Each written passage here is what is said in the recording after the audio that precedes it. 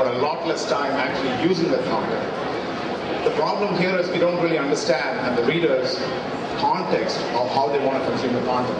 So the fact that I have a book and a book is available or a journal is available, and the fact that there's multiple media and the way that I can actually consume the content is different, I don't understand the context of how the reader wants to consume the content. And so that is really one of the ways that we need to find that out if you're going to be successful with the electronic strategies. And then, of course, there's multiple formats, hardware devices, software, file formats, and there's a promise that XML will solve it all. There's a cost associated with it.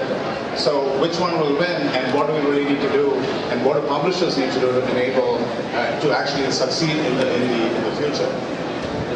If you back the wrong format, like the VHS and the Betamax, Betamax might have been technologically a superior technology, but VHS in the end won out.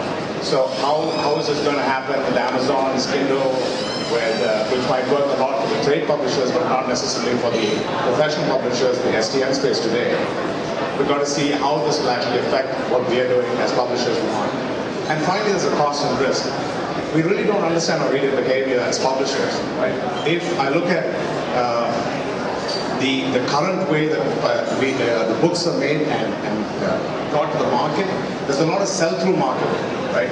There is the author as a platform, there is the opinion maker who's actually getting this book out, but the information about whether that actually worked comes back to you maybe 6 months, 1 year, 1.5 years down the road. Right? So, and that comes back in terms of what are the returns and what am I going to pop, right? So it's not a lot of information that you get about reader behavior up front. And that also reflects in the supply chain visibility. How many books are actually selling? So do I make a gamble on my print runs and do I get the stuff out? So this is all the current state of the market today, right? And in this market, there's also different pricing models that you might have to try out. Because traditionally, I buy a book, I bought a printed version that I take, and it's mine to do as I please. Right now, if I look at the electronic world, I can have something as an outright purchase with a perpetual access, which I might download or have available online. I can have eBooks at a discount of print because nobody wants to pay the full price of the print book for electronic. And most publishers are actually selling electronic books at a discount of the print price. You can have subscriptions to collections, right? So if you have a set of a subject area that the publisher is very strong in, you can have that as a collection that your readers can actually subscribe to, so they can get access to all the different content, not just the one book that they purchase, because again, it's electronic and I can actually have subscription to that. And there are varying time frames for this. For example, in the educational marketplace, if I wanted to provide content for 1 quarter, 1 semester, which is what the student is actually going to have access to, it might make sense to not raise textbook prices and compete with the used textbook market, but actually give subscription to that content for a period of time, for the period that they'll actually be using that textbook in their schools or universities. And finally, there's a pay-per-view or use. If I'm a professional and I'm looking for some information and I have a choice of buying something for $20, which is the entire article, or I just want to, which is available today in the journal market, or I want to say, I want to just look at this particular graph, which I want to refer to, because that is really what is making an impact on my research as I stand today. Can I make this available because that content is available to the publisher? So these are all the challenges today. And then, of course, the signal-to-noise ratio. It is fairly high. There's a lot of things happening in the market. So how do what can publishers do today?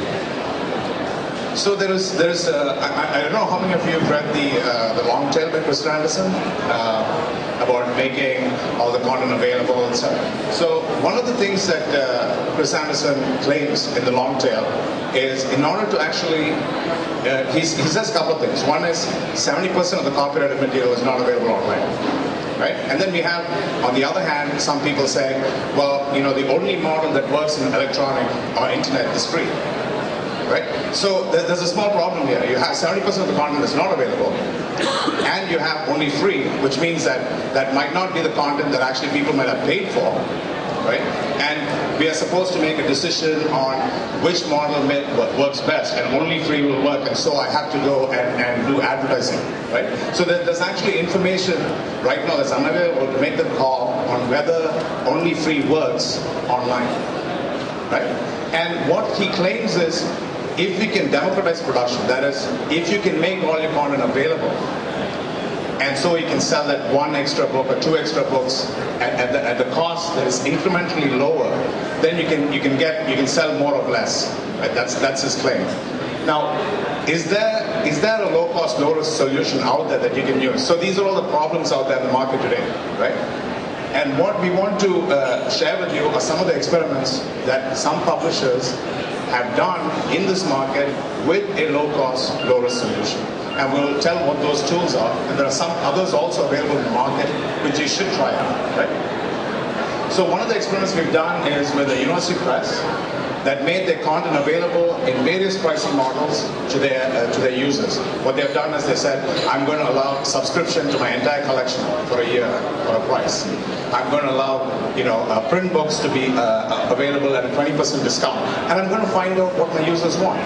Because the reality of the situation today is maybe in the electronic journal space, there's actually a little bit more that has been done for finding out what libraries and institutions are willing to pay for and what consumers are willing to pay for over a period of 10 years that they've experimented with different business models. But in the book world, it is still something that is coming out, and there are not enough experiments out there to say what would really work.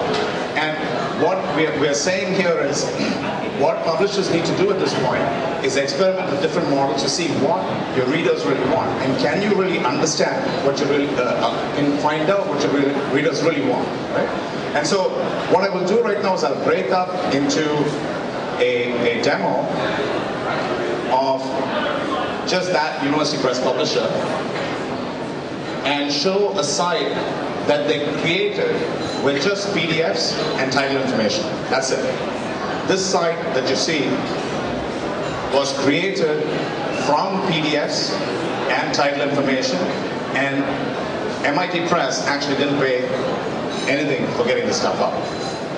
Okay? So there are solutions out there which I'll show that will make that happen. And this is a very typical site that you would expect to see, an e-commerce site. I'll have to apologize for the projector cutting short my screen, but you have a typical a title, the title details, you have the author, you can have different purchase prices here, and this is for the ebook. And you can actually look at the view inside to see exactly what this book is about before you purchase the electronic book. And I don't know if this full screen will make much of it, but that's a little bit. And I can actually browse through the content in a single page or double page view. So for the user, I'm making available the fact that the experience that I'm replicating here, which Amazon Search Inside has done, is to be able to browse through the book and look at if that's something that is of interest to me. I mean, today in the electronic world, if you go and look at PDFs, most publishers make PDFs available for download, and you're worried about the fact that that content will walk away, and so you can't make your entire PDFs available because PDF is perfect copy. You can make the copy and walk away, right? So imagine if you go to a bookstore and I staple everything but the first chapter and say, read this first chapter and tell me if you're going to buy this book, right? Which is kind of the experience that you have today in the electronic world. That's because technology like this, with DRM that's controlled by the publisher to say exactly what will be made available that can't be copied, was not available at that point. Because you could only make PDFs available.